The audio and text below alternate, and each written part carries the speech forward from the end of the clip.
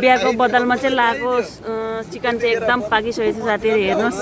Hello साथीहरू, अनि आज चाहिँ मेरो छोरीको जन्मदिन हो अनि जन्मदिनको अनि सेलिब्रेट गर्नुको लागि अब हामी चाहिँ यतिखेर आइपुगे। घरको छेउमै हो यहाँ चाहिँ लोकेसन चाहिँ। अनि यस्तो भएको थियो नि त, अब नमनाउने भनेर सोचिरहेको थिएँ, छोरी मानेन, आमा अलिक सानो सानो हो भने गर्ने अरे। अनि आफ्नो आफ्नो परिवार भेला भएर चाहिँ अनि हामी आएको छौँ यहाँनिर। हेर्नुहोस् यो लोकेसन कस्तो लाग्छ हजुरहरू सबैजनालाई भनिदिनुहोस्। अनि सबै आफ्नो परिवार फ्यामिलीहरू मात्रै छ नि त। अनि यता के गर्दैछ, कस्तो कस्तो हुँदैछ नि हेर्दै जानु होला हजुरहरू। अनि भिडियो अलिकति लामो हुनसक्छ है हजुरहरूलाई, अनि अल्छी नगरिकन हेरिदिनु होला। अनि यहाँ चाहिँ माछा रोस्टिङ हुँदैछ यहाँ चाहिँ। अनि यता चाहिँ चिकनलाई पिस गर्दैछ अब सब्जी बनाउनु लागि यहाँ है।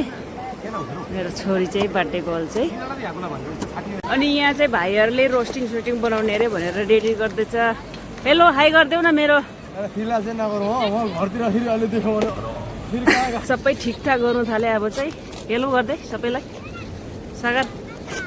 हेलो हाई नमस्ते हजुर। यता हेलो गर्दै। हेलो। हाम्रो चाहिँ एकदम मासु पाकेर रेडी हुने टाइम लास्टमा आइपुग्यो साथीहरू। अनि यता चाहिँ हेर्न रात परिसक्यो, लाइट देखाइ यहाँनिर पुरा बनाउँदै। हाम्रो चाहिँ यहाँ बिहाको बदलमा चाहिँ लाएको चिकन चाहिँ एकदम पाकिसकेको छ साथीहरू हेर्नुहोस्। अनुहार चाहिँ देख्दैन कसैको, तर रात परिसक्यो होइन। अब यता देखाउँदै। अनि साथीहरू मेरो छोरीको चाहिँ अब फाइनली बर्थडे केक काट्ने टाइम भयो। अब चाहिँ बर्थडे केक काट्नुको लागि सुरु भइरहेको छ।